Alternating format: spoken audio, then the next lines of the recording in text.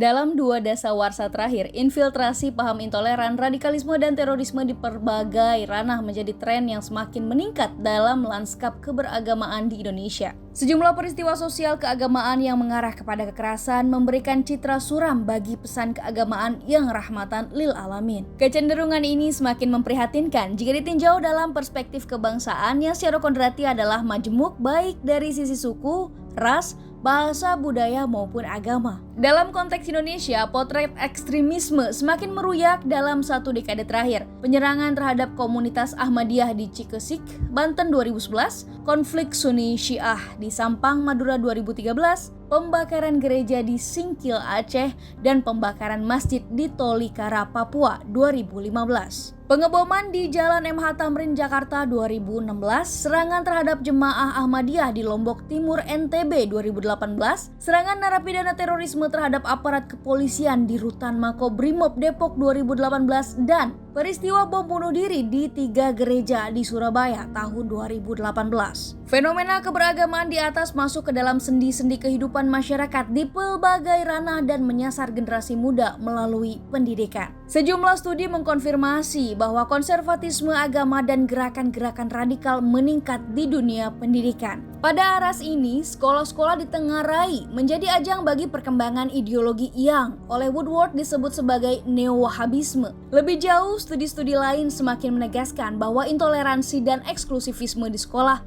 masuk melalui berbagai celah. Setidaknya paham tersebut masuk ke sekolah melalui kegiatan ekstrakurikuler dan buku ajar pendidikan agama Islam. Selain itu, faktor eksternal seperti pengaruh radikalisme di dunia maya, khususnya internet dan media sosial juga berpengaruh terhadap pembentukan pemahaman peserta didik. Pada tataran inilah, persemaian eksklusivisme dan ekstremisme keagamaan di sekolah sangat efektif dilakukan melalui proses pengajaran oleh seorang guru kepada peserta didik. Hal ini tentu sangat mengkhawatirkan jika dilihat dalam bingkai demokrasi dan kewargaan, karena nilai-nilai eksklusif dan intoleran yang bertumpu pada pemahaman keagamaan yang sempit dan dogmatis memiliki daya rusak yang tinggi terhadap keragaman identitas. Yang terbaru, ada oknum guru yang mengajak siswa untuk memilih ketua OSIS seagama. Dalam spektrum yang lebih luas, hal ini mengindikasikan semakin kuatnya gejala Islamisme. Cara berpikir tersebut mengantarkan siswa pada sikap tertutup dan acap kali memandang sang lian, the other, sebagai ancaman, dan pada gilirannya terpelanting jauh dari nilai-nilai kemanusiaan yang bermuara pada keterbukaan dan welas asih. Pengakuan atas lian merupakan pilar penting bagi nilai-nilai demokrasi yang berbasis pada semangat egalitarian. Pada aras ini, pendidikan agama harus berpijak pada kurikulum nasional yang menekankan spirit inklusif dan semangat dialogis, serta dirumuskan dengan mendengarkan suara dari semua kalangan. Oleh karena itu, pendidikan agama perlu dilihat ulang dengan memeriksa semua instrumen yang terkandung di dalamnya secara holistik: kurikulum, buku teks, dan guru. Pendidikan agama perlu arah kebijakan baru yang sesuai dengan khitah pendidikan, yakni Undang-Undang Sistem Pendidikan Nasional atau Sisdiknas nomor 20 tahun 2003, yang memiliki tujuan bukan hanya menciptakan peserta didik yang saleh secara individual, melainkan juga mencetak peserta didik menjadi warga negara yang baik, good citizen yang memiliki kesadaran dan sikap toleran terhadap perbedaan serta memiliki empati antara satu dengan yang lain.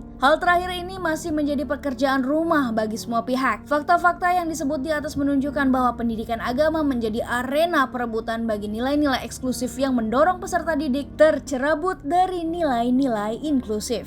Padahal seperti yang kita ketahui bahwa guru merupakan salah satu instrumen vital dalam institusi pendidikan. Dalam konteks Indonesia, guru sejatinya bukan hanya sebagai corong penyalur ilmu, tetapi mereka juga dinilai sebagai standar nilai perilaku. Misalnya, seorang anak akan dinilai apakah dia berperilaku terpuji atau tercela akan dinilai dari kepatuhannya terhadap guru. Begitupun bagi para guru, mereka dituntut untuk berperilaku sesuai dengan standar nilai yang ada dalam masyarakat. Dilihat dari sudut pandang ini, guru bukan hanya tenaga profesional sebagai pengajar, namun mereka juga memiliki otoritas tradisional yang memiliki pengaruh dalam masyarakat Indonesia. Apalagi di dalam dunia yang serba canggih dan instan, pengetahuan dapat dengan mudah dicari dan diperoleh. Internet mempunyai porsi yang besar dalam mengisi pengetahuan peserta didik dan guru di sekolah. Tentu saja, informasi yang mereka dapat bisa berupa informasi yang negatif maupun pengetahuan yang positif. Misalnya, narasi-narasi yang menganjurkan dan menjustifikasi penggunaan kekerasan kekerasan dalam beragama. Pemahaman yang demikian pada akhirnya akan melahirkan sikap dan intoleransi terhadap non-muslim karena dianggap sebagai ancaman dan penyebab masalah umat Islam, atau setidaknya akan menimbulkan sikap dan tuntutan bagi muslim sebagai mayoritas untuk diperlakukan lebih khusus oleh negara ketimbang umat agama yang lain. Disinilah peran guru dibutuhkan untuk menangkal ide-ide yang ingin mengganti sistem negara dan menjustifikasi kekerasan oleh kelompok-kelompok radikal dan ekstremis. Guru yang memiliki pandangan keagamaan yang moderat, toleran, dan memiliki wawasan kebangsaan dan demokrasi yang kuatlah yang dibutuhkan untuk mengonter gagasan-gagasan yang intoleran dan radikal, khususnya kepada generasi muda. Dalam hal ini, Kementerian Agama dan Kementerian Pendidikan dan Kebudayaan diharapkan membuat reformasi mengenai pembelajaran PAI, mulai dari rekrutmen guru, menambah porsi materi toleransi dalam pembelajaran PAI, serta melakukan penetrasi dalam melakukan pengawasan terhadap kegiatan dan organisasi ekstrakurikuler keagamaan yang dinilai menjadi pintu masuk radikalisme di sekolah. Selain itu juga perlu memperkuat wawasan kebangsaan dan kemajemukan para guru, baik yang mengabdi di sekolah, madrasah negeri maupun swasta. Adalah pemberdayaan lembaga-lembaga yang memproduksi guru seperti LPTK, Lembaga Pendidikan Tenaga Kependidikan. Pemberdayaan LPTK harus menjadi prioritas utama sebagai bagian dari upaya pencegahan meluasnya paham intoleran dan eksklusif.